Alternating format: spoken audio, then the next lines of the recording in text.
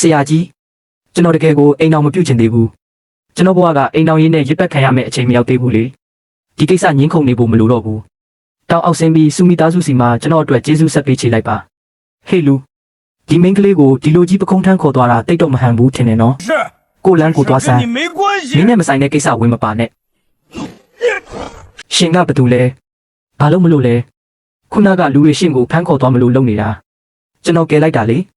ရှင်တို့တွေစက်တိုက်ပြီးတရုတ်ဆောင်နေတာလားဘာတူသိမှလဲကျွန်တော်ကျိန်ဆိုရဲပါတယ်ကျိန်ဆိုမယ်လေရှင်လက်ကဘယ်နေရာကိုကင်ထားတာလဲ sorry နော်လက်ကအမှတ်မထင်ကင်မိသွားလို့ဥက္ကဋ္ဌစုအပြင်မှာအမျိုးသားတယောက်ရောက်နေတယ်သူကဥက္ကဋ္ဌရဲ့အော်တိုစီမံထားတဲ့သူသားလောင်းလို့ပြောပြီးတွေးခွင့်တောင်းနေပါတယ်သူ့ကိုဝင်ခွင့်ပြုလိုက်ရှင်ကဘာလို့ဒီရောက်နေတာလဲစေးုံအထိလိုက်လာပြီးဘာရီကြမ်းစီနေတာလဲကျွန်တော်ခမည်းနောက်လိုက်လာတာမဟုတ်ဘူးကျွန်တော်ရဲ့သူတို့သမီးကိုလာရှာတာမင်းနာမည်ဘယ်လိုခေါ်လဲလင်းချန်ကျမတသက်လုံးအပြူကြီးပဲနေလိုက်မယ်ရှစ်လူမျိုးကိုတော့ဘယ်တော့မှလက်မထပ်နိုင်ဘူးဥက္ကဋ္ဌစုကြောက်ချမ်းဝေရောက်လာပါတယ်စုအဖိုးကြီးအခြေအနေမဟန်ဘူးလို့ကြားတာနဲ့ကျွန်တော်အိုရန်ဆရာဝန်ကြီးကိုပင့်ခေါ်လာပေးတာပါမင်းဘာလုပ်ချင်လို့လဲရိုးရိုးလေးပါပဲမင်းကျွန်တော်ကိုလက်ထပ်ရမယ်မဖြစ်နိုင်တာကျမမှာသူတို့သားလောင်းရှိပြီးသားတေချာကြားလိုက်ရလားကျွန်တော်ကသူ့ရဲ့သူတို့သားလောင်းပဲမင်းခက်ခွာနေလိုက်စူဝမ်ချင်းမင်းအဖိုးကအထဲမှာအသက်အန္တရာယ်စိုးရိမ်နေရတာကိုမင်းကအခုထိမာနာကြီးနေတုံးလားဆရာကြီးအိုရန်ကျွန်တော်တို့သွားကြစို့သူ့ကိုတောင်းပန်နေဖို့မလိုဘူးကျွန်တော်ရှိတယ်အဖိုးကြီးဘာမှမဖြစ်စေရဘူးမင်းမဘလောက်တောင်အရေးချင်းရှိနေလို့ဒီလိုစကားကြီးစကားကျပြောရတာလဲကြည်ကြသေးတာပေါ့ကျွန်တော်မလုပ်နိုင်တဲ့စကားကိုမပြောဘူးလင်းချန်မင်းတကယ်လုပ်နေတာလားအဖိုးကိုတွဲထူပေးလိုက်စူဝမ်ချင်းမင်းကတကယ်ပဲဒီလိုလူမျိုးကိုမင်းအဖိုးကိုကူတောက်ခွင့်ပေးရတယ်ပေါ့ဒါကအသက်ကယ်တတိယမြောက်ဆေးအဆိုင်နေပဲကျွန်တော်တသက်မှာဒါမျိုးကိုတကယ်မြင်တွေ့လိုက်ရလိမ့်မယ်လို့မထင်ထားမိဘူးဆရာကြီးအိုရန်ဆရာကြီးကဘာလို့တူးထောက်လိုက်တာလဲဒီဆရာဝန်လေးလင်းရဲ့ဆေးပညာကကျွန်တော်ထက်အစပေါင်းများစွာတာလွန်ပါတယ်သူကဘယ်လောက်ရှိသေးလို့လဲဆေးပညာအကြောင်းဘာနားလဲမှာလဲပါဇက်ပိတ်ထားစမ်းသူရှိနေရင်စုဖိုးကြီးကတေမင်းစီခြေတစ်ဖက်လှမ်းနေရရင်တော့ပြန်ဆွဲခေါ်လာနိုင်လိမ့်မယ်အဖိုးမဖြစ်နိုင်တာဒါဘယ်လိုလုပ်ဖြစ်နိုင်မှာလဲကျွန်တော်တို့သမီးကမလိုအပ်ဘူးလို့ပြောပြီးပြီပဲမင်းအခုချက်ချင်းလစ်လိုက်တော့ဆရာဝန်ကြီးလင်းကျွန်တော်မျက်စိမရှိလို့မှားသွားပါတယ်ကျေးဇူးပြုပြီးကျွန်တော်ကိုစိတ်ထဲမထားပါနဲ့ရပါပြီဒီမှာလာရှုပ်မနေနဲ့တော့ဟုတ်ကဲ့ကျွန်တော်အခုပဲထွက်သွားပါမယ်အဖိုးကောင်းကောင်းအနားယူလိုက်နော်ကျမအပြင်ထွက်ပြီးလင်းချန်နဲ့စကားနည်းနည်းပြောလိုက်အောင်မယ်တွားလေအဖိုးဘာမှမဖြစ်တော့ဘူးလင်းချန်ကျမအဖိုးနာမကျန်းဖြစ်ကြတဲ့ကစုမိသားစုကိုလူတွေအမြဲစောင့်ကြည့်နေကြတာငွေကြေးကိစ္စတွေကအပြင်ကဆက်ဆံရေးတွေပါအကုန်လုံးပြဿနာတက်ကုန်ပြီဒါကြောင့်မင်းကကျွန်တော်ကိုနောက်တစ်ချိန်ထပ်ပြီးစမ်းသပ်ချင်တာပေါ့စမ်းသပ်တာမဟုတ်ပါဘူးရှစ်မှာတကယ်ပဲအရေးချင်းရှိမရှိကြည့်ချင်တာစုမိသားစုမှာအပြင်ကျွေးတစ်ခုရှိတယ်အရင်ကကျွေးသွားတောင်းတဲ့လူတွေဆိုခြေထောက်တွေပါအရိုက်ခံခဲ့ရတာဟေးလုံခိုင်းမယ်တကယ်လို့ရှင်ကြောက်နေရင်တော့အခုချိန်မှာနောက်တရားကိုအချိန်မီသေးတယ်နော်ကြောက်ဖို့ထီတော့မလိုပါဘူးတနာရီအတွင်းအဲ့ဒီပတ်စံတွေကိုကျွန်တော်ပြန်ယူလာပေးမယ်ဟေးမင်းကဘာတူလဲဒီကိုဘာလာလောက်တာလဲကျွေးလာတောင်းတာကျွေးလာတောင်းရတဲ့လူမျိုးကိုဒီနေ့မှပဲပထမဆုံးမြင်ဘူးတော့တယ်မင်းတို့ကိုင်းချုပ်ကိုထွက်လာခိုင်းလိုက်တေချင်လို့လားသွားမင်းတို့ကိုင်းချုပ်ကိုဆင်းလာခိုင်းလိုက်မဟုတ်ရင်ဒီဟေးလုံကိုင်းကိုငါဖျက်ဆီးပစ်မယ်ကောင်းလေးမင်းကတကယ်ကိုတတိခဲပဲငါနေမြေထဲမှာလာတောင်းချမ်းရဲတယ်ပေါ့သူ့ကိုပိုင်းဖြတ်ပစ်ကြစမ်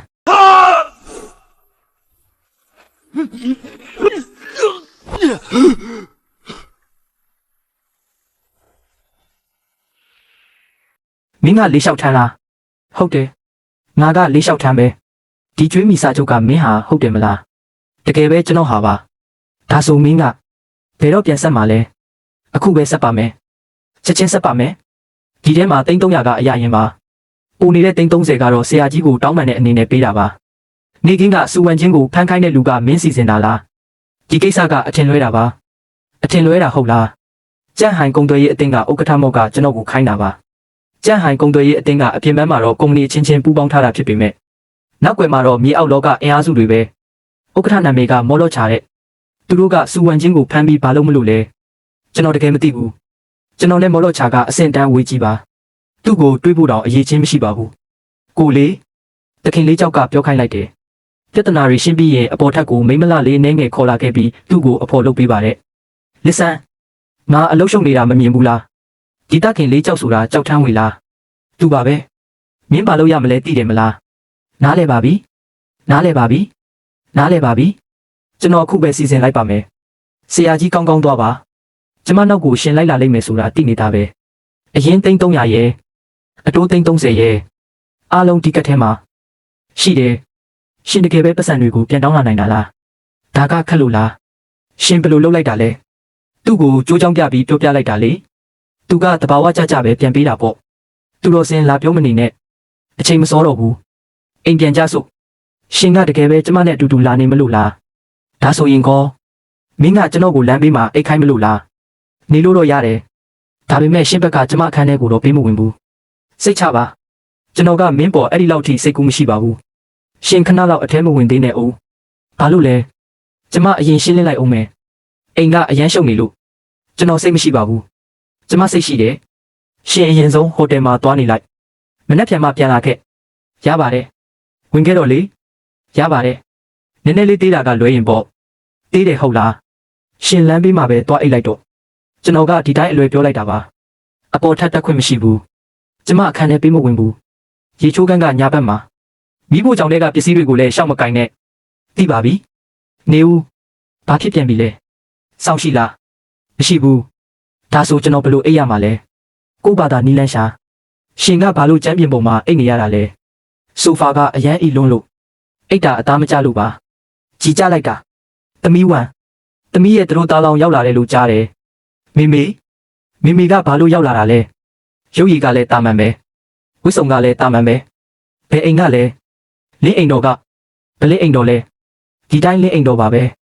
သမီးဝမ်သမီးကြာအေးတထေးအလိန်ခံလိုက်ရတာလားဒီလူကစကားပြောတာတော့တဲတဲကွဲကွဲမရှိဘူးမေသူကအဖိုးကိုကယ်ခဲ့တာလေသမီးအဖိုးကိုကယ်တာကအိုးရန်ဆရာဝန်ကြီးလေသူနဲ့ပါဆိုင်လို့လဲကျွန်တော်ကိုယ်တိုင်ကယ်ခဲ့တာပါမင်းကစိတ်ပညာနားလဲလို့လားနည်းနည်းပါးပါးတော့တက်ပါတယ်ရပြီမင်းဘယ်ကလာငါစိတ်မဝင်စားဘူးငါသမီးကိုလက်ထပ်ချင်ရင်အရင်ဆုံးမင်းရဲ့စိတ်ရင်းကိုပြပါဦးဘလို့စိတ်ရင်းမျိုးလဲဒီကက်ထဲကိုတိမ့်တရာလွှဲပေးလိုက်ဒါကိုတင်တောင်းပန်စားဖြစ်သတ်မှတ်မယ်မေဘာလုပ်နေတာလဲမေကသမီးကောင်းဖို့အတွက်လုပ်နေတာလေပတ်စံမရှိပဲဘာနဲ့အိမ်အောင်ပြုမှာလဲကျွန်တော်မှပတ်စံမရှိဘူးပတ်စံမရှိရင်ငါသမီးရဲ့အချိန်တွေကိုလာမဖြုံးနဲ့တော့မေသူကမနေ့ကတင်သမီးတို့ရဲ့အပြင်ကျွေး300ကိုပြန်တောင်းပေးထားတာလေ300ဟုတ်လားတကယ်လားတကယ်ပေါ့ကိုတားလေးလင်းအန်တီကခုနကအလွယ်ပြောလိုက်တာပါတားပိုက်စာပြီလားအန်တီသားအတွက်မနှက်စာလုပ်ပေးမယ်လေမလိုတော့ပါဘူးဒါဆိုသမီးတို့စကားပြောကြဦးအန်တီအရင်သွားပြီနော်မင်းစိတ်ထဲမထားပါနဲ့ကျမမေကအဲ့ဒီလိုမျိုးပဲစိတ်မထားပါဘူးကျွန်တော်ဒီနေ့ကုမ္ပဏီကိုသွားရမယ်မင်းလိုက်မလားလိုက်မယ်ဥက္ကဋ္ဌစုဥက္ကဋ္ဌမောကအပေါ်ထပ်မှာစောင့်နေပါတယ်သူကဘာလာလုပ်တာလဲမသိဘူးသူကဥက္ကဋ္ဌနဲ့ဆွေးနွေးစရာအရေးကြီးကိစ္စရှိတယ်လို့ပြောပါတယ်မင်းဒီမှာပဲစောင့်နေနော်မဖြစ်ဘူးကျွန်တော်မင်းနောက်ကိုလိုက်ရမယ်ဘာလို့လဲမောလောချာကမင်းအပေါ်မကောင်းကြရင်ဘယ်လိုလုပ်မလဲကောင်းပါပြီဥက္ကဋ္ဌစုမတွေ့တာကြာပြီနော်ဥက္ကဋ္ဌမောဘာကိစ္စရှိလဲတိုက်ရိုက်ပဲပြောပါမင်းအဖိုးတတိယလာပြီလို့ကြားတယ်ကျွန်တော်ဂုဏ်ပြုဖို့လာတာပါဒါပေမဲ့ကျွန်တော်သတင်းစိုးတစ်ခုလည်းယူလာခဲ့တယ်စူမီသားစုကကျွန်တော်စီမှာတန်း3000ကျွေးတင်နေတယ်မဖြစ်နိုင်တာစူမီသားစုကကြန့်ဟိုင်ကုံတော်ရဲ့အတင်းစီကနေဘယ်တော့မှပတ်စံမချေခဲ့ဘူးဒါကမင်းဖေရဲ့လက်မှတ်ပဲဒါပေမဲ့သူကဒီလောက်ထိပတ်စံအများကြီးချေးစရာအကြောင်းမရှိဘူးယုံတာမယုံတာကမင်းပိုင်းပဲဒီနေ့ပြန်မဆက်ရင်စူမီသားစုရဲ့ပိုင်ဆိုင်မှုအလုံးကိုငါသိမ်းယူမယ်ဒီပတ်စံတွေကိုကျွန်တော်သူ့ကိုယ်စားပြန်ဆက်ပေးမယ်မင်းကဘာတူလဲစူဝန်ချင်းရဲ့တို့သားလောင်းလားတန်း3000ကိုမင်းထုတ်ပေးနိုင်လို့လားကျွန်တော်ကို3ရက်အချိန်ပေးကောင်းပြီငါမင်းကို3ရက်အချိန်ပေးမယ်3ရက်ပြည့်လို့ပတ်စံမမြင်ရရင်တော့စူမီသားစုကငါအပိုင်ပဲတန်း3000ဟုတ်လားကျမဘယ်ကနေတန်း3000သွားရှာရမှာလဲကျွန်တော်နီးလက်ရှာပါမယ်မင်းမှာဘာနီးလက်ရှိလို့လဲမင်းရဲ့အမဲရောင်ကတ်ကိုကျွန်တော်ကိုပေးပါဒီထဲမှာ300ပဲရှိတာလေလောက်ပါတယ်လင်းချန်ဟုတ်တယ်မလားဟုတ်တယ်မင်းကိုကျွန်တော်အကြံပေးပေးရစီစူမီသားစုရဲ့ကိစ္စတွေဝင်မပါနဲ့မင်းနဲ့ဘာမှမဆိုင်ဘူးသူကကျွန်တော်ရဲ့တို့သမီးပဲဘာလို့မဆိုင်ရမှာလဲလူငယ်လေးကိုတေတွင်းနဲ့မသက်စင်းစေနဲ့ကျွန်တော်လည်းမင်းကိုအကြံတစ်ခုပေးပေးရစီစူဝန်ချင်းအပေါ်မကောင်းတဲ့စိတ်ကူးမရှိနဲ့စိတ်ဝင်စားဖို့ကောင်းတာပဲမင်းပဲသွားနေတာလဲပတ်စံသွားရှာတာရှာရပြီလေကျွန်တော်ရဲ့အရေးချင်းကိုမင်းအခုထိမသိသေးဘူးလားမင်းကတကယ်တော့ဘာတူလဲမင်းရဲ့တို့သားလောင်းလေ ကျမမင်းကိုနောက်ပြောင်နေတာမဟုတ်ဘူးကျွန်တော်လည်းနောက်နေတာမဟုတ်ဘူးစောစောအိတ်တော့မနှက်ပြန်လှုပ်เสียရရှိသေးတယ်တန်း3000ပြင်ဆင်ပြီးကြက်ဟိုင်အုပ်စုစီပို့လိုက်ပါဒီနေ့ဘယ်သူဖုန်းကိုတုံးရမလဲမိတ်ဆွေပတ်စံကိစ္စသတင်းရပြီလား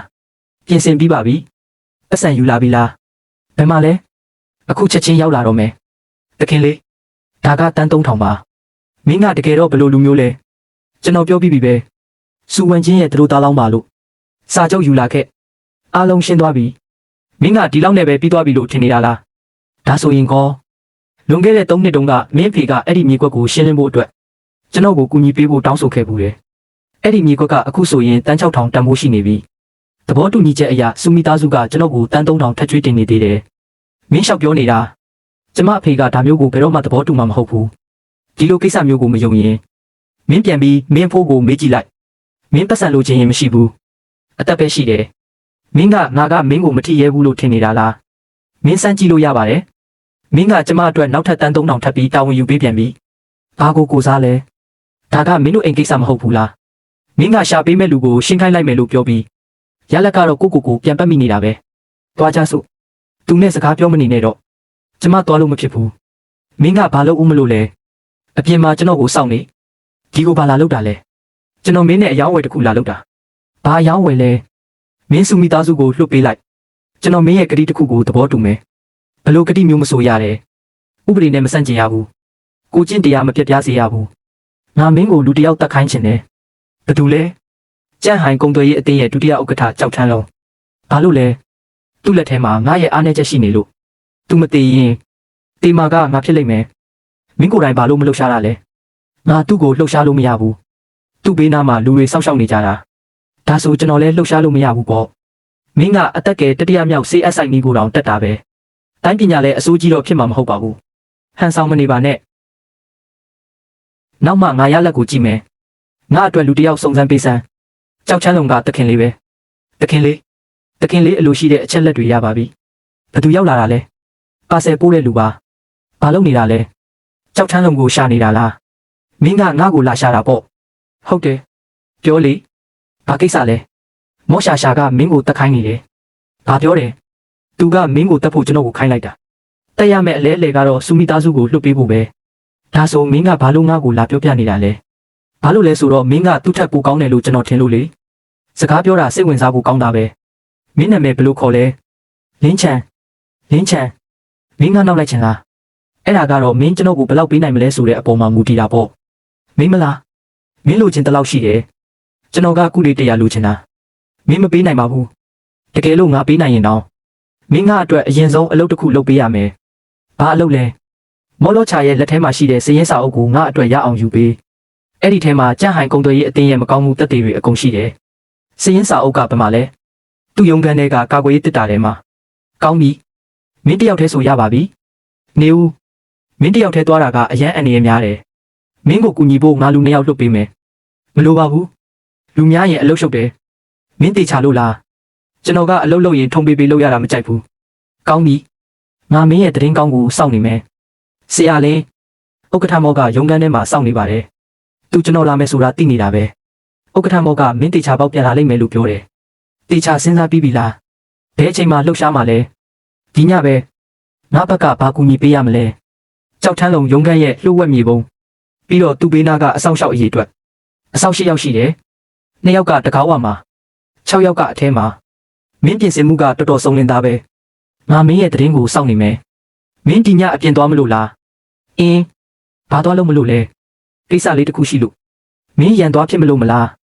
ရန်ဖြစ်တာမဟုတ်ပါဘူးသွားပြီးကြိုးကြောင်းပြပြောမလို့ပါမင်းဘသူကိုလာလိမ့်နေတာလဲမင်းအိမ်မှာပဲစောင့်နေအပြင်မထွက်နဲ့ဘာလို့လဲအပြင်မှာမလုံခြုံဘူးကုံသွေးရဲ့အတင်းပိတ်သွားပြီမနှက်ပြန်မှပြန်လာခဲ့ဘသူလဲငါ့ကိုမတက်ပါနဲ့ကြောက်ချမ်းလုံးပမာလဲ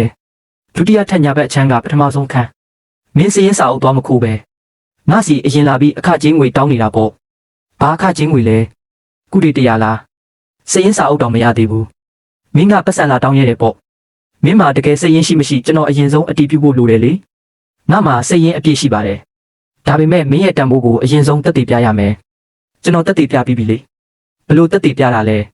အောက်ထက်ကလူ6ယောက်လုံးလဲကျနေပြီလေ ဒါရင်မလုံလောက်သေးဘူးလာ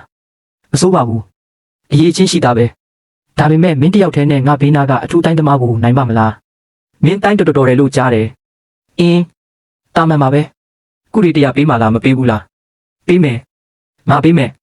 စရင်စာအုပ်ကိစ္စကို3ရက်နေရင်မင်းကိုပေးမယ်ဘာလို့3ရက်တောင်ထပ်ဆောင်ရအောင်မလဲဘာလို့လဲဆိုတော့ကျွန်တော်မှလုပ်เสียရတခြားကိစ္စတွေရှိသေးလို့မင်းငါကိုကစားနေတာလားကျွန်တော်အလုပ်ကကျွန်တော်အစီအစဉ်တိုင်းသွားတာမင်းညွှန်ကြားစရာမလိုဘူးငါအခုချက်ချင်းစူမီသားစုကိုဖျက်ဆီးအောင်လုပ်နိုင်တယ်ဆိုတာမင်းယုံလားမင်းစမ်းကြည့်လို့ရပါတယ်မင်းတကယ်ပဲဘာကိုလိုချင်နေတာလဲမင်းဘာလို့စူမီသားစုကိုမရမကဝါမျိုးချင်နေရတာလဲအဲ့ဒါကိုကျွန်တော်သိချင်တယ်ဒါကငါကိစ္စပဲစူဝန်ချင်းကကျွန်တော်ရဲ့တူသမီးစူမီသားစုကိစ္စကကျွန်တော်ကိစ္စပဲကောင်းပြီငါမင်းကိုပြောပြမယ်စူကြက်ထန်းရဲ့လက်ထဲမှာမြေကွက်တစ်ကွက်ရှိတယ်အဲ့ဒီမြေကွက်အောက်မှာတွင်းထွက်ရတနာရှိနေလို့ပဲဘာတွင်းထွက်လဲမြေရှားတတုဒါကြောင့်မင်းကအဲ့ဒီမြေကွက်ကိုလိုချင်နေတာပေါ့ငါလိုချင်တာမဟုတ်ဘူးတခြားလူကလိုချင်နေတာဘာတူလဲ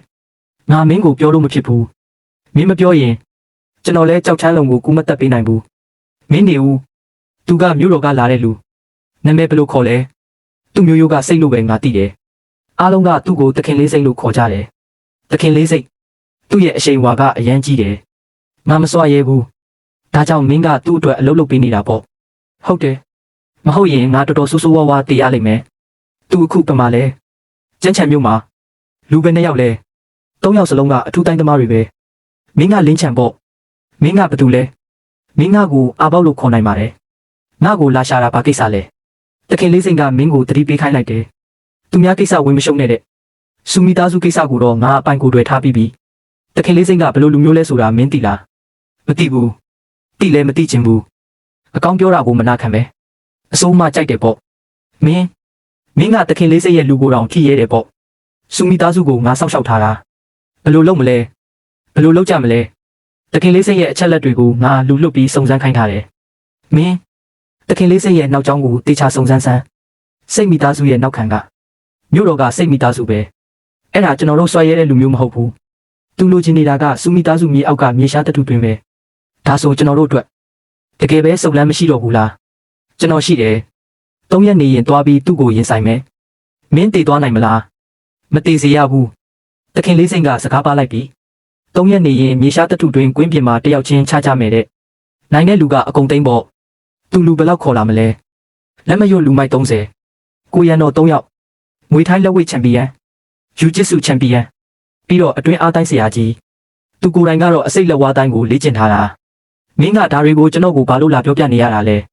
ဲဘာလို့လဲဆိုတော့အလုပ်ပြီးရင်ငါ့ကိုအလောင်းအကောင်တိုင်းထားခဲ့မယ်လို့တခင်လေးစိန်ကဂတိပေးထားလို့ပဲဒါကသူကျန်းချံမြို့မှာရှိတဲ့ပိုင်ဆိုင်မှုမြေပုံပဲ3ရက်နေရင်ငါလူတွေခေါ်ပြီးဘေးဘက်ကနေစောင့်နေမယ်သူ့ရဲ့စစ်ကူတွေကိုငါတားဆီးပေးမယ်မင်းဘာလို့ချင်းလို့လဲကျန်းကုံတွေရဲ့အတင်းကငါပိုင်ဖြစ်ရမယ်စူမီသားစုရဲ့တထုတွင်းကိုတော့ငါမယူဘူးသဘောတူတယ်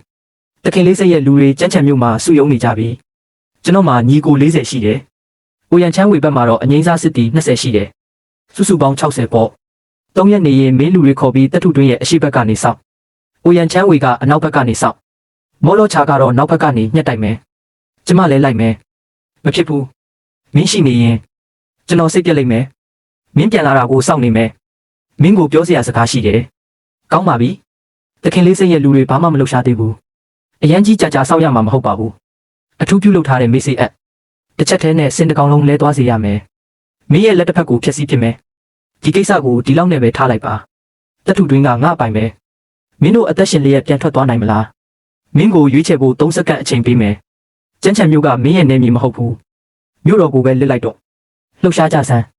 ချင်းရွန်တောင်ကလူတွေကတကယ်ပဲအရေးချင်းရှိတာပဲစိတ်မိသားစုကမင်းကိုလွတ်ထားမှာမဟုတ်ဘူးအမြဲတမ်းကြိုးစိုးနေပါတယ်ကျွန်တော်တခင်လေးစိတ်ရဲ့ချင်းချောက်မှုကိုခံရလို့ပါတခင်လေးလေးကျွန်တော်ကိုတစ်ချိန်လောက်ခွင့်လွှတ်ပေးပါမင်းစုမိသားစုစီကနေပတ်စံဘလောက်တောင်အလွဲသုံးစားလုပ်ထားလဲနှစ်ခုတည်ပါတကယ်ပဲဒီလောက်ပဲရှိတာလား3ခုတည်9တန်းပါကျွန်တော်အားလုံးကိုရဲလက်ထဲအနံပါမယ်တခင်လေးစိတ်လဲကျသွားပြီကြန့်ဟန်ကုံတွေရဲ့အတင်းကကျွန်တော်အပိုင်ပဲမြို့တော်ကစိတ်မိသားစုကတော့တေချာပေါက်လက်စားချေလိမ့်မယ်မင်းဘယ်လိုလုပ်ဖို့ပြင်ထားလဲလာတဲ့လူတိုင်းကိုငါပြန်ရိုက်လွတ်လိုက်မယ်ဆရာကြီးကျွန်တော်တောင်းခံထားနိုင်ခဲ့ပြီမင်းငါကိုလန့်သွားအောင်လုပ်တာပဲမင်းဘာလို့ဒီကိုလာတာလဲနောက်ဆိုရင်ဒီလောက်အထိအသက်နဲ့ရင်းပြီးမလုပ်ပါနဲ့တော့ကောင်းပါပြီတခင်လေး တခင်လေးစိတ်ရဲ့လူတွေအကုန်လုံးအညံခံကုန်ကြပြီကြောက်ချမ်းဝေကိုလည်းရဲလက်ထဲအပ်လိုက်ပြီမောလောချာရဲ့လူတွေလည်းစုတ်ခွာသွားကြပြီပင်ပန်းသွားပြီညီကိုတွေကိုခေါ်ပြီးတန်ရာသွားကူကြခြင်းတခင်လေးစိတ်တကယ်ပဲရှုံးသွားပြီပေါ့ရှုံးသွားပြီဒါပေမဲ့တခင်လေးစိတ်ရဲ့နောက်ွယ်မှာမြို့တော်ကစိတ်မိသားစုရှိနေတယ်စိတ်မိသားစုကဒီအတိုင်းငြိမ်နေမှာမဟုတ်ဘူးစိတ်မိသားစုရဲ့အင်အားကအရန်ကြီးမားတယ်မြို့တော်မှာအမြင့်တွယ်နေတာတကယ်လို့သူတို့တွေအဖိုးကိုလာပြီးလက်စားချေရင်စိတ်မိသားစုကိစ္စကိုကျွန်တော်ပဲရှင်းလိုက်မယ်တားလေးလင်းအရင်ကအန်တီကအမြင်ကျင်းခဲ့တာပါနောက်ဆိုရင်တားနဲ့ဝင်ဝင်ရဲ့ကိစ္စကိုအန်တီအပြည့်အဝထောက်ခံပါတယ်ကျေးဇူးတင်ပါတယ်အန်တီစိတ်မိသားစုဘက်ကတရင်ရပြီတခင်လေးစိတ်ရဲ့အဖေစိတ်ရဝံကကျန်းချံမျိုးကိုစုံစမ်းဖို့လူလွတ်လိုက်ပြီ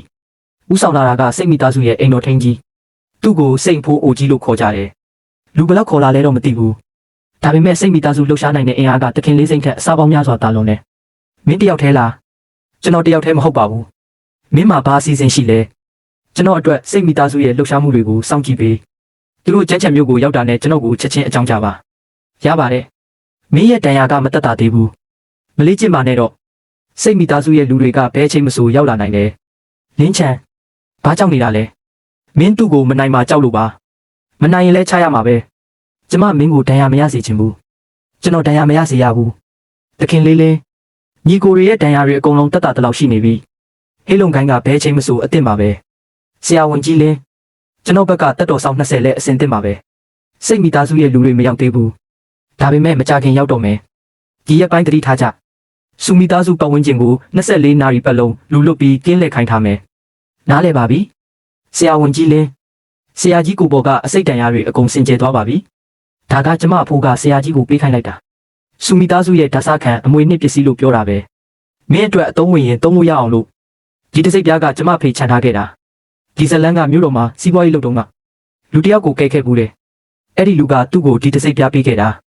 သူကပြောတယ်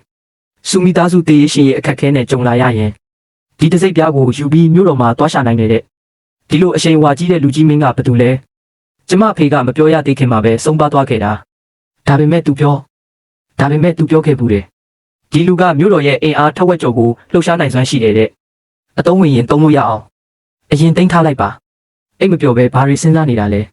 ချင်းရွန်တောင်နဲ့စိတ်မိသားစုရဲ့ရန်မျိုးက30တိုင်ခဲ့ပြီကျွန်တော်လက်ထက်မှာပဲအပြည့်ရှင်းရမယ်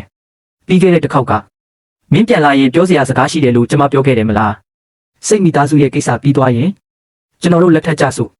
ကောင်းပါပြီစိတ်မိသားစုရဲ့အိမ်တော်ထင်းကြီးစိတ်ဖိုးအိုမနှက်ဖြန်မွန်းတဲ့ချိန်မှာမြေရှားတထုတွင်ကွင်းပြင်မှာစောင့်မျှော်နေပါမယ်တခင်လေးလေး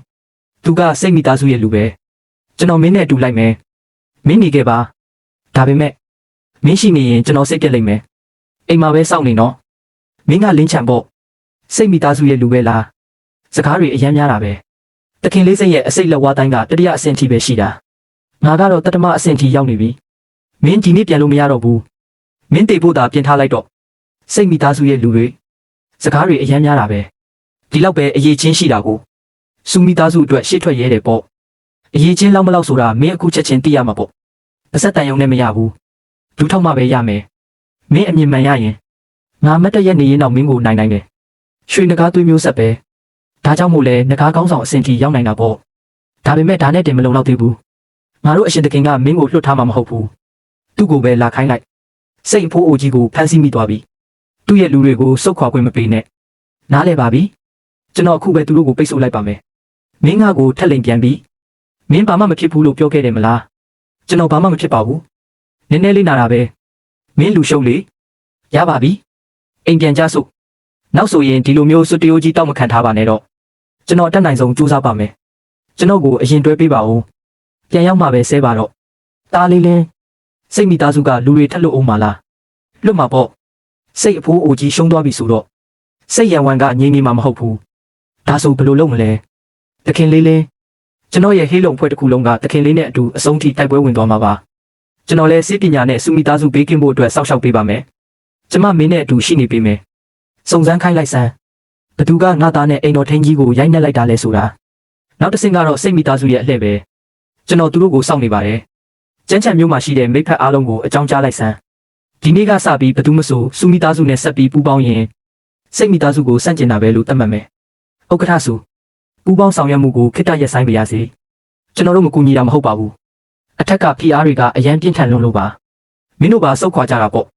ဘဏ်ကလည်းပတ်စံတွေကိုအချိန်မတိုင်ခင်အမြန်ဆုံးပြန်ဆက်ဖို့တောင်းဆိုနေပါတယ်ကုန်ပစ္စည်းထောက်ပံ့တဲ့ကုမ္ပဏီတွေကလည်းပစ္စည်းမပို့တော့ဘူးစိတ်မိသားစုကစူမိသားစုကိုလုံးဝပြိုလဲသွားအောင်လုပ်မလို့လားအခုချိန်မှာဘသူကမှအပြစ်တင်နေလို့မထူးတော့ဘူးအရင်ဆုံးကုမ္ပဏီကိုတည်ငြိမ်အောင်လုပ်နောက်ွယ်ကနေဘသူကအမိတ်ပေးနေတာလဲဆိုတာကျွန်တော်သွားစုံစမ်းလိုက်အောင်မယ်ဥက္ကဋ္ဌစုစိတ်မိသားစုရဲ့သဘောထားကရိုးရိုးလေးပါပဲတပ်ထုတွင်းကိုလွှဲပေးလိုက်ရင်စာချုပ်ကိုဆက်ပြီးအသက်သွင်းပေးမယ်တဲ့ရှင်တို့ကအခွင့်ကောင်းယူပြီးတပြတိုက်နေတာပဲစကားကိုဒီလောက်ထိရိုင်းရိုင်းဆိုင်ဆိုင်မပြောပါနဲ့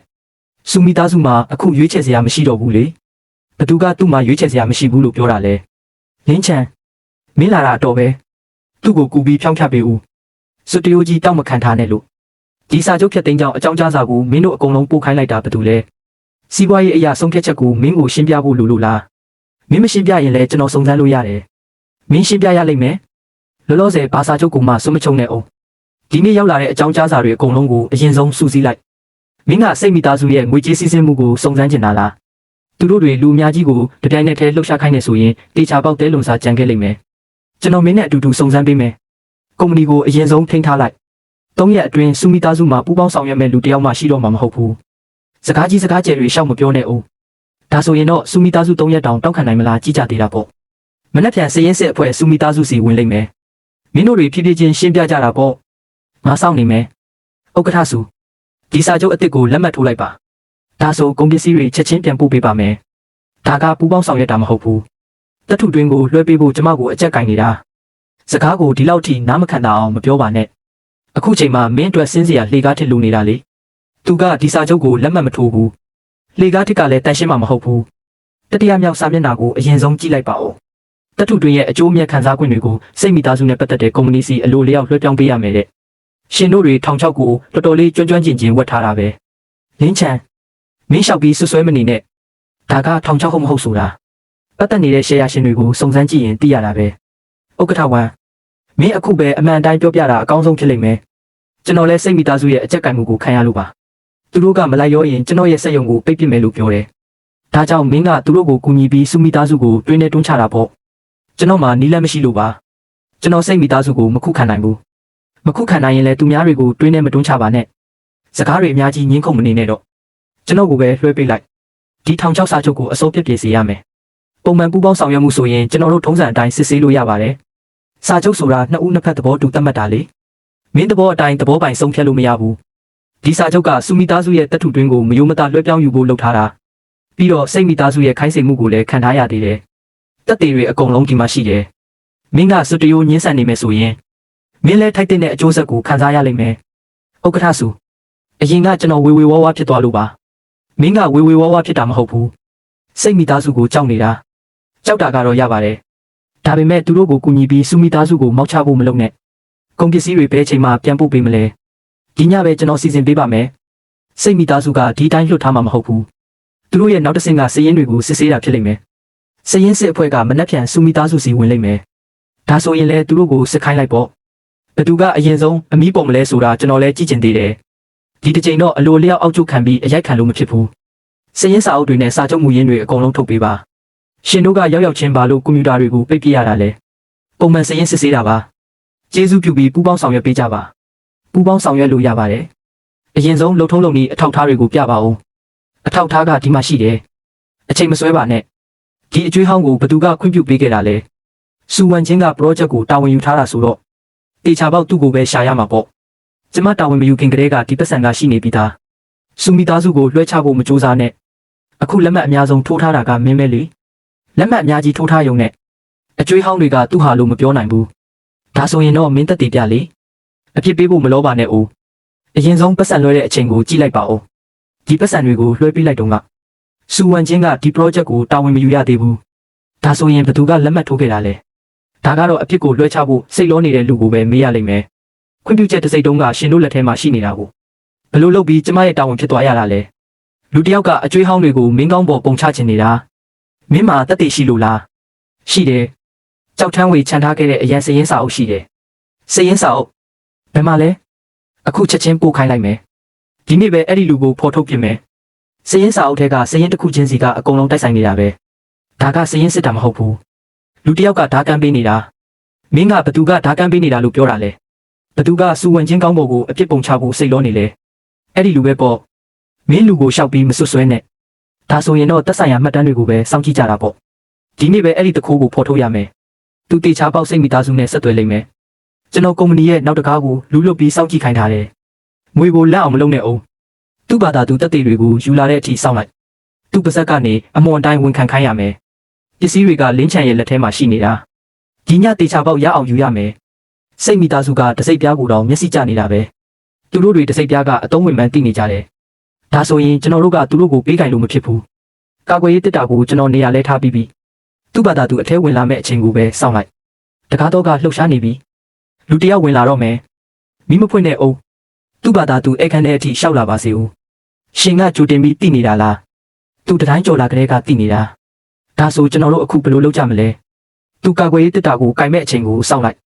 သူ့ကိုရိပ်မိအောင်မလုပ်နဲ့တစိတ်ပြားကိုချထားလိုက်ကျွန်တော်ပစ္စည်းမယူမိတာပါမှားယူတာကကာကွယ်ရေးတစ်တာကိုဓာတ်ရိုက်လာကင်နိုင်မလားပြောစမ်းဘသူကမင်းကိုခိုင်းလိုက်တာလဲကျွန်တော်ပြောလို့မဖြစ်ဘူးမင်းမပြောရင်လေဒီအတန်သွင်းထားတာကမင်းကိုစားပြောပြလိုက်မယ်အခုအချိန်မီသေးတယ်ချထားလိုက်ကျွန်တော်ကိုအတမမလုပ်ပါနဲ့ကျွန်တော်ကပတ်စံယူပြီးအလုပ်လုပ်ပေးုံတက်ပါကျွန်တော်ကိုအခက်ခဲမလုပ်ပါနဲ့ဒါဆိုရင်တော့ရဲစခန်းမှာပဲဖြည်းဖြည်းချင်းတွားရှင်းလိုက်ဒီအတန်သွင်းမှတ်တမ်းကစိတ်မိသားစုကစူမိသားစုကိစ္စတွေဝင်ဆွတ်ဖက်နေတယ်ဆိုတာတက်တည်ပြနိုင်တယ်တစိတ်ပြားရဲ့နောက်ကျောင်းကိုကျွန်တော်စုံစမ်းလို့ရပြီမြို့တော်ကဂုံမိသားစုကိုညွှန်ပြနေတယ်ဂုံမိသားစုကဘလို့နောက်ခံမျိုးလဲစူမိသားစုကဲခဲ့ဘူးတဲ့အရှိန်ဝါကြီးတဲ့လူကြီးမင်းကဂုံမိသားစုထဲမှာရှိနေနိုင်တယ်စိတ်မိသားစုကလည်းဒီတစိတ်ပြားကိုလိုက်ရှာနေတာဒါဆိုကျွန်တော်တို့ကတလန်းရင်ဦးရမယ်မနေ့ပြန်ကျွန်တော်ဂုံမိသားစုစီသွားပြီးအဆက်အသွယ်လုပ်ကြည့်မယ်ကျမရှင်းနဲ့အတူလိုက်မယ်ဒီတစ်ချိန်တော့စုံစားဖို့မလိုပါဘူးအရင်ဆုံးတေချာစုံစမ်းလိုက်အောင်မယ်စိတ်မိသားစုကအိမ်ထီတောင်ခြေရခံမိနေပြီကိုစုံစားရမှာပေါ့ဒါကြောင့်မို့လို့ပို့ပြီးတည်ငြိမ်ဖို့လိုအပ်တာပေါ့ကျမရှင်းစကားကိုနားထောင်ပါမယ်ဒါပေမဲ့ရှင်လဲရှောက်မလုံးနဲ့နော်ဒီတစိတ်ပြားကိုကျွန်တော်မသိဘူးမင်းတေချာလို့လားမသိတာလားဒါမှမဟုတ်အတိမတ်မပြုချင်တာလားလူငယ်လေးပစ္စည်းအဟောင်းတစ်ခွက်ကိုယူပြီးလာပြီးဆက်ဆံရေးလာမလုံးနဲ့ဒါဆိုရင်ဒါကိုထပ်ကြည့်လိုက်ပါဦးချင်းရွန်တောင်ရဲ့အမတ်သားပစ္စည်းပဲမင်းကတကယ်တော့ဘာတူလဲချင်းရွန်တောင်ကလင်းချန်ပါအခုစကားပြောလို့ရပြီမလားစူမီသားစုရဲ့တစိတ်ပြားကအစ်စ်မှန်ပဲဂုံမီသားစုကစူမီသားစုစီမှာကျေးဇူးကျွေးတင်ခဲ့တာတော့အမှန်ပဲဘာလို့ဒီနှစ်တွေထဲမှာဘယ်သူမှထုတ်မပြောကြတာလဲဒီအကြောင်းကိုသိတဲ့လူကသိမရှိလို့လေစိတ်မီသားစုကလည်းဒီတစိတ်ပြားကိုလိုက်ရှာနေတာစိတ်ရံဝန်ကချင်းရွန်တောင်ရဲ့အမှုဟောင်းထဲမှာပါဝင်ပတ်သက်နေတာမင်းမှာတက်တည်ရှိလို့လားသူပါဝင်ပတ်သက်ခဲ့တယ်ဆိုတာပဲကျွန်တော်အတည်ပြုနိုင်တယ်တက်တည်ပြည့်စုံကဂုံမီသားစုရဲ့မှတ်တမ်းဟောင်းထဲမှာရှိတယ်ကျွန်တော်မှတ်တမ်းတွေကိုကြည့်ချင်တယ်မင်းဂုံမီသားစုကိုအသုံးချပြီးဘေးဖယ်ဖို့လာတာမဟုတ်ဘူးဆိုတာအရင်ဆုံးတက်တည်ပြရမယ်ဘယ်လိုတက်တည်ပြရမလဲကျွန်တော်အတွက်လူတစ်ယောက်ကိုကဲပေးဂုံမီသားစုရဲ့အိမ်တော်ထိန်အိုကြီးကအခုဆိုရင်ယောဂတေကြီးဖြစ်နေတာမင်းသူ့ကိုတတိယအောင်ကဲနိုင်ရင်ငါမင်းကိုမှတ်တမ်းခန်းထဲခေါ်သွားမယ်ရပါတယ်အခုချက်ချင်းသွားကြစို့စကားတွေလှည့်ပတ်မနေနဲ့တော့အိမ်တော်ထိန်အိုကြီးရဲ့တွေးခုံလုံးကအရန်ရှုပ်ထွေးနေတာပဲဒါပေမဲ့ကုမရတဲ့ယောဂတော့မဟုတ်ပါဘူးမင်းတေချာပေါက်ကဲနိုင်မှာမလားကျွန်တော်ကို SIN နဲ့တိတ်ဆိတ်တဲ့အခန်းတစ်ခန်းပေးပါလူကိုတော့ကျွန်တော်တေချာပေါက်ကဲနိုင်တယ်ဒါပေမဲ့မှတ်တမ်းကိုတော့ကျွန်တော်ကြည့်ရမယ်အိမ်တော်ထိန်ကိုကြီးနိုးလာတာနဲ့ငါကိုယ်တိုင်မင်းကိုခေါ်သွားမယ်စုံစမ်းရမယ့်ကိစ္စကိုထပ်ပြီးအချိန်ဆွဲလို့မဖြစ်ဘူးဒီညပဲစတင်မယ်ကျွန်တော်ခုပဲအစိုက်ကြည့်မယ်ဂုံမီသားစုရဲ့တကားကိုလည်းဖွင့်ရမယ့်အချိန်ရောက်ပြီအိမ်တော်ထိန်အိုကြီးနိုးလာပြီမှတ်တမ်းခန်းကိုသွားလို့ရပြီဒါကစိတ်ရံဝံရဲ့ပတ်စံလွှဲထားတဲ့မှတ်တမ်းပဲသူကသက်ဆိုင်ရာလူတွေကိုပတ်စံပေးပြီးချင်းရွန်တောင်ကိုမဟုတ်မမှန်ဆွဆွဲခိုင်းခဲ့တာဒီတက်တီကလုံလောက်ရဲ့လားအဓိကတက်တီထွက်ဆိုချက်လူသေးတယ်အကုန်ကြည့်ပြီးမှဆုံးဖြတ်ပါ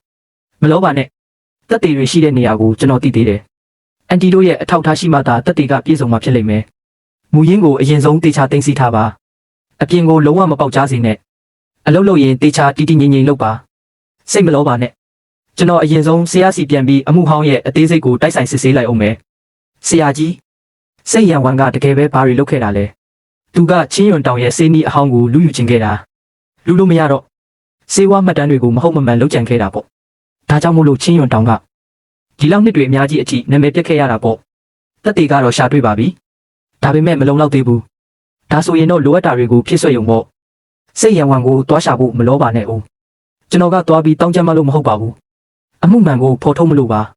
စိတ်မိသားစုကလူတွေကိုအကြက်ကန်ရတာအတော်ဆုံးပဲပြီးရင်ပြန်ပြီးကြိုက်လိုက်မယ်ဒါဆိုရင်တော့သူတို့ဘာသာသူတို့ဒေဝါလီခံရအောင်လုပ်ရုံပေါ့ မင်းကြီးပြင်းလာပြီပဲဖြောင်းဖျားရတာလဲပိုခက်လာပြီတခြားဘသူတွေပါဝင်ပတ်သက်သေးလဲစိတ်ရံဝင်ရဲ့ဘေးနာကလူတစ်ယောက်ကအရန်အနေအများတယ်ဘသူလဲစိတ်မျက်နှာတစ်ထောင်သူကကိုယ်တိုင်လှုပ်ရှားရတာမကြိုက်ဘူးသူများတွေဘာသာသူတို့ပြိုလဲသွားအောင်လုပ်ရတာကိုပိုသဘောကျတာဒါဆိုရင်သူတေချာပေါက်မကြခင်ရောက်လာတော့မယ်သူ့ကိုတေချာပေါက်ကောက်ွယ်ရမယ်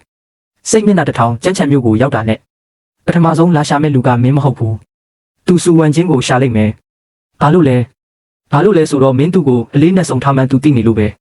ဒါဆိုရင်တော့စူဝမ်ချင်းကိုတယောက်တည်းရင်ဆိုင်ခိုင်းလို့မဖြစ်ဘူးတီတီငြိမ်ငြိမ်ထားရမယ်အင်းဂုံမီသားစုကမင်းကိုအမှုဟောင်းအချက်လက်တွေတင်ပြဖို့ကူညီပေးလိမ့်မယ်စူမီသားစုဘက်ကတော့ကျွန်တော်တက်သေးတွေကိုတည်ငြိမ်အောင်လုပ်လိုက်မယ်အရင်ဆုံးလမ်းမှန်အတိုင်းသွားကြစို့စိတ်မျက်နှာတစ်ထောင်ကလမ်းမအတိုင်းသွားနေတာမနှက်ဖြန်ကစပြီးစူဝမ်ချင်းကိုတယောက်တည်းလူမတွေ့ခိုင်းနေတော့ကျွန်တော်သူ့ကိုစောက်ရှောက်ထားမယ်ခြေတလန်းမှအဝေးမခံဘူးမော်ရဲစုစိတ်မျိုးသားရောက်လာပါတယ်ဥက္ကဋ္ဌစုနာမည်ကြီးနေတာကြပြီနော်ကျမဘယ်စိတ်မျိုးသားကိုမှမသိဘူးရှင်လူမရှာနေပြီစူမီသားစုမှာအခုချိန်မှာလူရွေးချယ်ပိုင်ခွင့်ရှိသေးလို့လားရောက်လာမှတော့ရှင်ဘက်ကဘာပြောချင်လဲဆိုတာကျမနားထောင်ကြည့်ရသေးတာပေါ့ဥက္ကဋ္ဌစုနာမည်ကြီးနေတာကြပြီနော်ကျွန်တော်မင်းအတွက်စုပ်လက်တစ်ခုပေးဖို့လာတာပါတပ်ထုတွင်းကိုလွှဲပေးလိုက်ပြီးတော့စုတုံးကိုဖျက်သိမ်းလိုက်စူမီသားစုကကြမ်းကြမ်းမျိုးမှာဆက်ပြီးနေထိုင်လို့ရလိမ့်မယ်ရှင်ကဘာမလို့စူမီသားစုအတွက်စုပ်လန်းကိုလာစီစဉ်ပေးနေရတာလဲစိတ်မီသားစုရဲ့အရှိန်ဝါနဲ့ပေါ့စိတ်မီသားစုကမင်းတို့ရဲ့ပူးပေါင်းဆောင်ရွက်မှုအားလုံးကိုပြန်ဖွင့်ပေးနိုင်တယ်လို့သူတို့ကိုနောက်တစ်ချိန်ပြန်ပြီးဖျက်တောက်ပစ်လို့လည်းရတယ်ဒါကအချင်းချောက်တာလားဒါကလက်တွေ့ပဲလင်းချန်ကမင်းကိုတရက်ဆောက်ရှောက်နိုင်ပေမဲ့တစ်သက်လုံးတော့မဆောက်ရှောက်နိုင်ပါဘူးကျမတပ်ထုတွင်းကိုလွှဲမပေးနိုင်ဘူးရှင်စိတ်လျှော့လိုက်တော့စူဝမ်ချင်းမင်းတည်တည်ချာချာစဉ်းစားစမ်းမင်းဒီလိုလုပ်ရင်စူမီသားစုကိုပို့ပြီးစိုးဝါအောင်ပဲလုပ်ရလိမ့်မယ်စူမီသားစုကိုဒုက္ခတွင်းနဲ့တကယ်ဆွဲချနေတာကစိတ်မီသားစုပဲ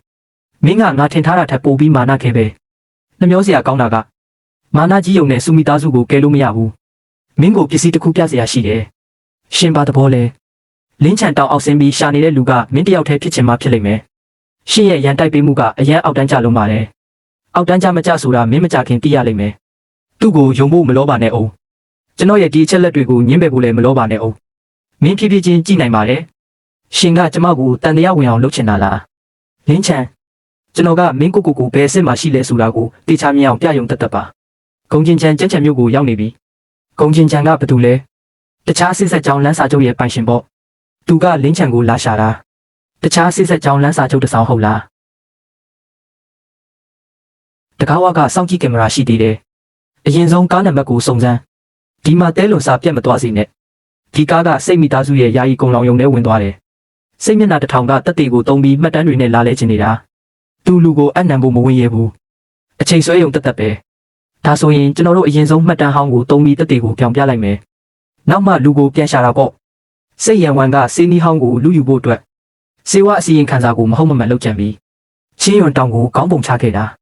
ဒါကဆရာကြီးဒီလောက်နှစ်တွေအများကြီးအထိစုံစမ်းခဲ့တဲ့အမှန်တရားပဲပြောင်းပြဖို့မလောပါနဲ့ဦးမူရင်းတစ်ဆောင်ပျောက်ဆုံးနေသေးတယ်စိတ်မျက်နှာတစ်ထောင်လူယူသွားတာကအဲ့ဒီမူရင်းပဲဖြစ်လိမ့်မယ်မူရင်းမရှိရင်တက်တရဲ့အင်အားကအားနေသွားလိမ့်မယ်သူကမင်းတို့ဂုံမီသားစုကိုစုတ်ခွာသွားအောင်အကြက်ကင်ချင်နေတာဒါဆိုရင်လေသူထင်ထားတဲ့အတိုင်းကျွန်တော်တို့စုတ်ခွာပေးလိုက်တာပေါ့ဂုံချင်းချမ်းမင်းအခုစုတ်ခွာရင်အချိန်မီသေးတယ်နော်စိတ်မျက်နှာတစ်ထောင်မင်းမူရင်းတစ်ဆောင်နဲ့လာပြီးချင်းချောက်လို့မရပါဘူးဂုံမီသားစုရဲ့ပြည်တွင်းကလူတိုင်းကမင်းဘက်မှာရှိနေတာမဟုတ်ဘူးဒါဆိုရင်တော့မတန်ရှင်းတဲ့လူတွေကိုတပြိုင်နက်တည်းရှင်းထုတ်ပြရုံပေါ့ဂုံမီသားစုရဲ့ပြည်တွင်းမှာသူ့ကိုကူညီပေးနေတဲ့လူရှိတယ်မနှက်ပြန်ဂုံမီသားစုအစည်းအဝေးဖွင့်မယ်အတွင်းလူခိုးကိုဖော်ထုတ်ရမယ်စူဝမ်ချင်းကျမနဲ့အတူတူလိုက်ခဲ့ကောင်းပါပြီကျမအစည်းအဝေးရဲ့အခွင့်အာဏာကိုစုံစမ်းလိုက်မယ်ဂုံမျိုးသမီးမင်းမှာအခုမီသားစုမှတ်တမ်းတွေကိုယူပိုင်ခွင့်မရှိတော့ဘူးဘသူကမင်းကိုငါရဲ့အကောင့်ကိုပိတ်ပစ်ဖို့အခွင့်အာဏာပေးလိုက်တာလဲဒရိုက်တာဘုတ်ဖွဲ့ရဲ့ယာယီဆုံးဖြတ်ချက်ရပါယာယီလားဒါမှမဟုတ်စိတ်မျက်နှာတစ်ထောင်ရဲ့အကျိုးမြတ်ကြောင့်လားကျေးဇူးပြုပြီးရှောက်မပြောပါနဲ့ကျမရှင်ကိုစကားအများကြီးမပြောချင်ဘူးခဲစမ်းအစည်းအဝေးမှတ်တမ်းကလူတစ်ယောက်ရဲ့ပြင်ဆင်မှုကိုခံလိုက်ရပြီမင်းကဘာမလို့ဒီလိုပြောရတာလဲမူလမဲပေးမှုမှာလူနှစ်ယောက်ရော့နေတယ်လေဒါကလှုပ်ထုံးလုံမီပြဿနာမဟုတ်ဘူးလူတစ်ယောက်ကလက်ဝါးကြီးအုပ်လုပ်ထားတာ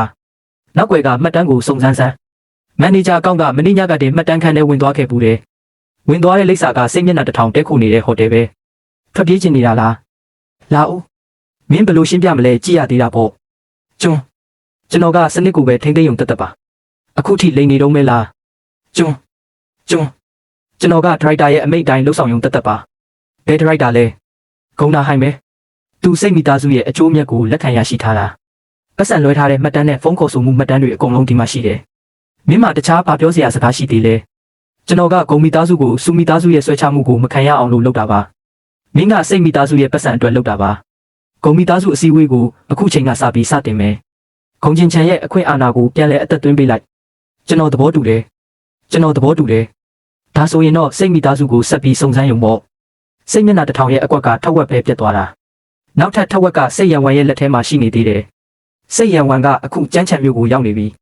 သူနောက်ဆုံးတော့ငြိမ်မနေနိုင်တော့ဘူးပေါ့နောက်ထပ်အကွက်ကကုံသွေးရဲ့အသေးရဲ့ဝိုင်းဝိုင်းပဲဖြစ်လိမ့်မယ်ဒီညရဲ့ဝိုင်းဝိုင်းမှာကြမ်းချမ်းမျိုးကလူတွေအကုန်လုံးရှိနေကြတယ်စိတ်ရံဝမ်ကအားလုံးကိုအုပ်စုခွဲခိုင်းချင်နေတာသူကစူမီသားစုကိုကြမ်းချမ်းမျိုးမှာဘယ်သူမှမစွန့်ရဲအောင်လုပ်ချင်နေတာဒါဆိုရင်လေကျွန်တော်တို့ကသူ့ကိုပြရတာပေါ့စူမီသားစုကတယောက်တည်းမဟုတ်ဘူးဆိုတာကိုလူကြီးမင်းတို့ဒီညတစ်ခုတည်းသောကိစ္စကိုပဲပြောမယ်ဘယ်သူကစူမီသားစုနဲ့ဆက်ပြီးပူးပေါင်းချင်သေးလဲဥက္ကဋ္ဌစိတ်ဒီစကားကအရန်ကိုလွန်ရမရောက်ဘူးလားလွန်တလားစိတ်မိသားစုကလူတိုင်းကိုအုပ်စုမှာမရက်မိဖို့တတိပေးုံတက်ပါစူမိသားစုရဲ့အဲ့ဒီတထုတွင်းကိုငါတို့စိတ်မိသားစုကအပိုင်ရအောင်ယူမှာပဲဥက္ကဋ္ဌစိတ်စူမိသားစုရဲ့ပူးပေါင်းဆောင်ရွက်မှုကို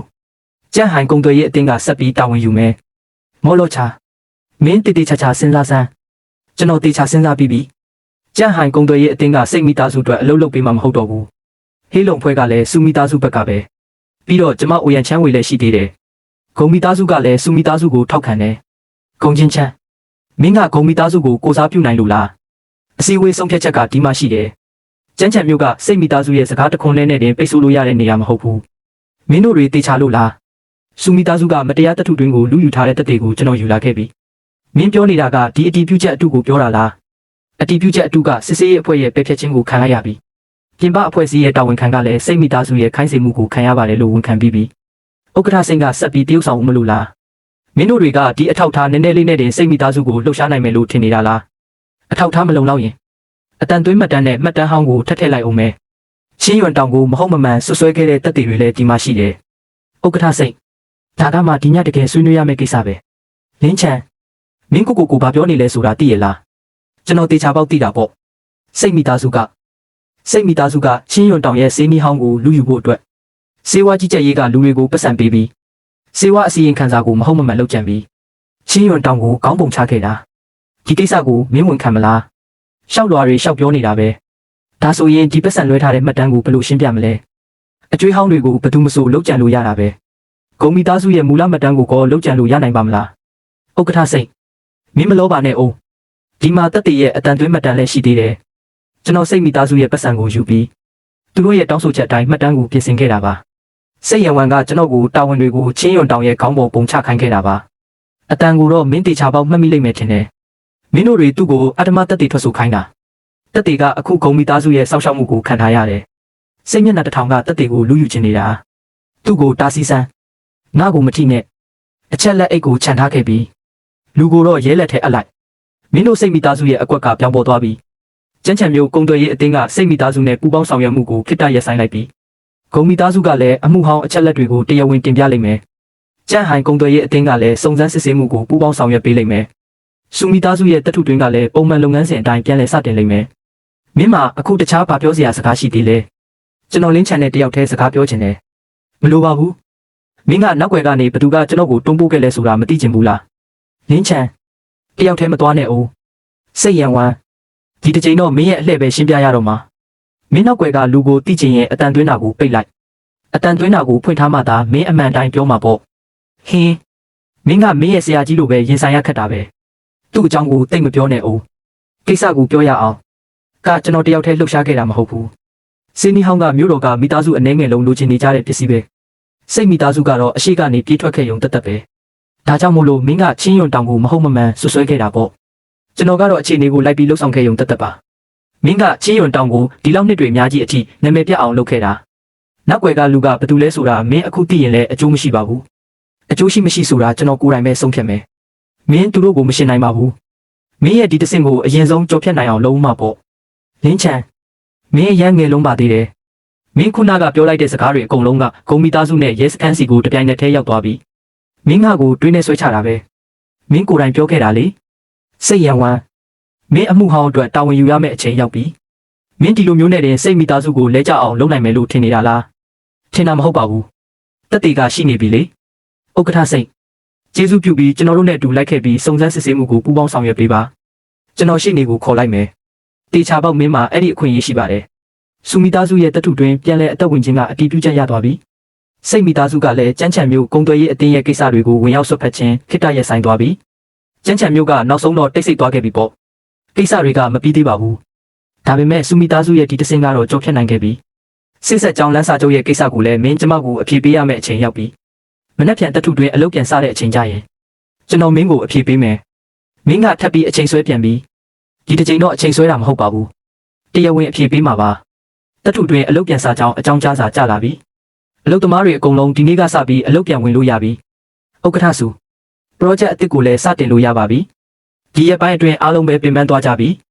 တောင်းခံထားပေးကြလို့ကျေးဇူးပါစုမိသားစုကနောက်ဆိုရင်ဘသူရဲ့အတုံးချခံမှအဖြစ်မခံတော့ဘူးအမှုဟောင်းအချက်လက်တွေကိုလည်းတရားဝင်လက်ခံလိုက်ပြီဆရာကြီးကြားလိုက်ရလားကြားလိုက်ရပါတယ်ကြန့်ဟိုင်ကုံသွေးရဲ့အတင်းကနောက်ဆိုရင်တန်ရှင်းတဲ့စီးပွားရေးကိုပဲလုပ်တော့မယ်ဂုံမိသားစုကလည်းတပ်ထုတွင်းရဲ့လှုပ်ထုံးလုပ်နည်းတွေကိုဆက်ပြီးကြီးကြပ်ပေးလိမ့်မယ်အေးလုံဖွဲ့ကကုံသွေးရဲ့အတင်းရဲ့ကိစ္စတွေကနေစုတ်ခွာပြီးစုမိသားစုရဲ့ဘေးကင်းလုံခြုံရေးကိုပဲစောင့်ရှောက်ပေးတော့မယ်။ဦးရန်ချမ်းဝေကတော့စေဝါပိုင်းဆိုင်ရာအာမခံချက်ကိုတာဝန်ယူပေးလိမ့်မယ်။အတီးတီးကိုနေရာကိုပြန်ရောက်သွားကြတာတော်တော်လေးကောင်းပါတယ်။ဂုံချင်းချမ်းမင်းစစ်ဆက်ကြောင်းလမ်းစာချုပ်အကြောင်းမမေးတော့ဘူးလား။မမေးတော့ပါဘူး။ဘာလို့လဲ။အဖြေကထင်ရှားနေပြီပဲ။ဂုံမိသားစုကစုမိသားစုကိုကူညီတာကလူကိုလူယူဖို့အတွက်မဟုတ်ပါဘူး။နောက်ဆိုရင်ကျမတို့ကပူးပေါင်းဆောင်ရွက်သူတွေဖြစ်သွားကြပြီလေ။ကျေးဇူးတင်ပါတယ်။ဒီစစ်ဆက်ကြောင်းလမ်းစာချုပ်ကိုမင်းအတိမတ်ပြုသေးလား။ပြုပါတယ်။တန်ကြမကြောင့်မဟုတ်ပါဘူးမဟုတ်ဘူးဒါဆိုဘာကြောင့်လဲဘာလို့လဲဆိုတော့ကျွန်တော်မင်းရဲ့ဘေးနားမှာပဲနေချင်လို့လေဒီအဖြေကမှတော်တော်လေးအဆင့်တန်းရှိတာဒါဆိုမင်းကောကျမလည်းအတိမပြုပါတယ် project အသစ်အလုပ်စပြီဘဝတစ်ကလည်းပြန်လဲစတင်ပြီပေါ့ဆရာကြီးကျွန်တော်ချင်းရွန်တောင်ရဲ့မျက်နှာကိုမပြတ်စေခဲ့ပါဘူးပြီးတော့စောင့်ရှောက်ရမယ့်လူကိုလည်းဆုံးရှုံးမခံခဲ့ပါဘူးတွားကြစို့အိမ်ပြန်ကြရအောင်